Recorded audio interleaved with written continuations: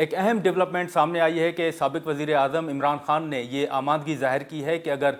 امریکی سائفر کی تحقیقات کروائی جائے تو وہ اسمبلی واپس آنے کے لیے تیار ہیں۔ اس کے ساتھ ساتھ جو آرمی چیف کی تقرری کا ایک اہم معاملہ ہے، اس حوالے سے اب صورتحال کیا بنے گی؟ کیا حکومت عمران خان کو اسمبلی میں واپسی پر ویلکم کرے گی یا نہیں؟ اس تمام صورتحال پر ہم بات کریں گے۔ اسپیکر قومی اسمبلی راجہ پرویز اشرف صاحب ہمارے ساتھ موجود ہیں۔ بہت شکریہ اسپیکر صاحب۔ سر، ابھی آپ نے دیکھا کہ ڈیولپمنٹ سامنے آئی ہے کہ خان صاحب نے ایک آمادگی ظاہر کی ہے کہ وہ اسمبلی واپس آنے کے لیے تیار ہیں اگر آپ سائفر کی تحقیقات کروائیں، تو بطور اسپیکر آپ کوئی رولنگ دیں گے، ان کا یہ مطالبہ تسلیم کریں گے؟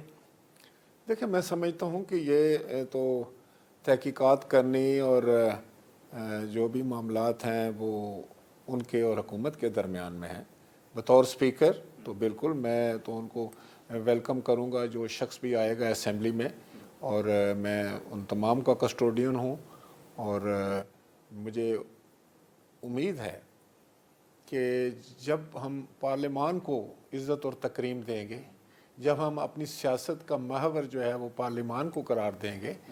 اور پارلیمان میں بیٹھ کر اپنے جو آواز ہے اس کو بلند کریں گے، تو وہ ایک جمہوری انداز ہے۔ اگر ہم جمہوریت میں پارلیمان کی نفی کرتے ہیں، پارلیمان کے علاوہ کوئی پلیٹ فارم استعمال کرنے کی کوشش کرتے ہیں، یا سڑکوں کو اپنا مسکن اور اپنا ذریعہ بناتے ہیں اپنی آواز اٹھانے کا، بالکل وہ بھی ایک جمہوری انداز ہے۔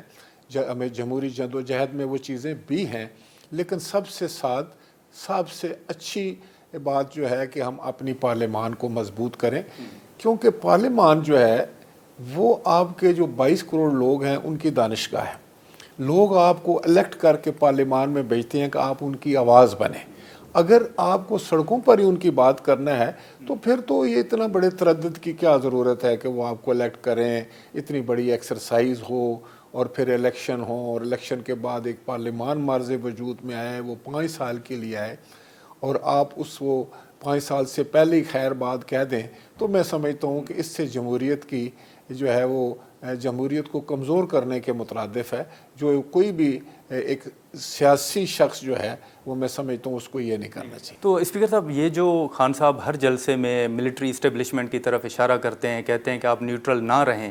تو آپ سمجھتے ہیں کہ یہ ملٹری اسٹیبلشمنٹ کو دعوت دی جاتی ہے کہ وہ انٹروین کریں؟ اور خان صاحب کا، وہ سابق وزیر اعظم بھی رہے ہیں، ان کا یہ مطالبہ آپ سمجھتے ہیں کہ درست ہے کہ ان کو یہ ان سے گلہ کیا جائے کہ آپ نیوٹرل کیوں ہیں؟ گوربانی صاحب، میں آپ کو بتاؤں، میں اس نقطے پر بڑا کلیئر ہوں، as a political worker, as an member of the parliament, as speaker, اور as a former prime minister, جیسے بھی آپ سمجھیں۔ میں سمجھتا ہوں کہ افواج پاکستان جو ہیں ان کو سیاست میں گھسیٹنا جو ہے وہ ملک کی سالمیت کے ساتھ کھیلنے کے مترادف ہے۔ یہ کسی طور پر بھی نہیں ہونا چاہیے۔ آپ کا کوئی بھی مسئلہ ہے، کوئی آپ سیاست دیکھیں نا، یہ تو آپ سیاسی معاملات جو ہیں وہ سیاسی انداز سے طے کریں۔ اگر آپ فوج کو نشانہ بنائیں گے،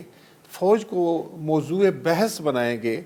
اس کو انڈر ڈسکشن لے کر آئیں گے، تو میں سمجھتا ہوں کہ جو فوج کا ایک نظام ہے ہمارے ملک میں، جس سے پاکستان کے 22 کروڑ لوگ جو ہیں وہ افواج پاکستان کے ساتھ محبت کرتے ہیں، وہ ان کی امیدوں کا محور ہے۔ ان کو پتہ ہے کہ آج اگر ہم یہاں پر موجود ہیں، خدا کے فضل و کرم سے پاکستان اگر قائم دائم ہے، تو یہ افواج پاکستان اور پاکستان کی عوام کی محبت کا شاخسانہ ہے، اس کا اظہار ہے یہ۔